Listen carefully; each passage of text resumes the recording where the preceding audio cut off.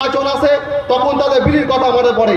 কিন্তু মনে রাখবেন, আমাদের প্রিয় নেতা গঙ্গা ভাগানো যখন হচ্ছিল তখন জলঙ্গি থেকে ফরাক্কা পর্যন্ত পদযাত্রা করে প্রণব মুখার্জির মাধ্যমে মাস্টার প্ল্যানের ব্যবস্থা করেছিলেন।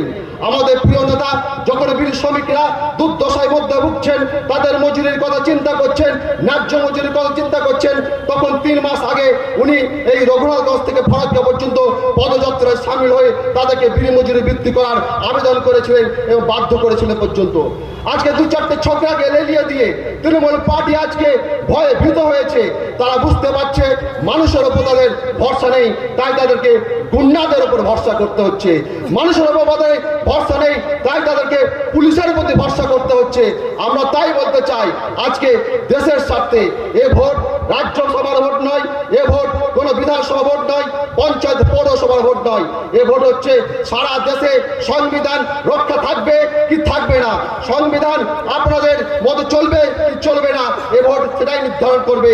তাই সারা অলিতে গলিতে প্রচার হচ্ছে এ ভোট রাহুলের ভোট, রাহুলের ভোট, রাহুল দিল্লির ভোট। এটা এই দিল্লির ভোটকে সামনে রেখে আমাদের প্রিয় নেতা, আমাদের কাছের ছেলে সত্তার সাহেবের নাতি মুর্তজা হোসেন বকুলকে আপনাদের সামনে এখানে তুলে ধরেছেন।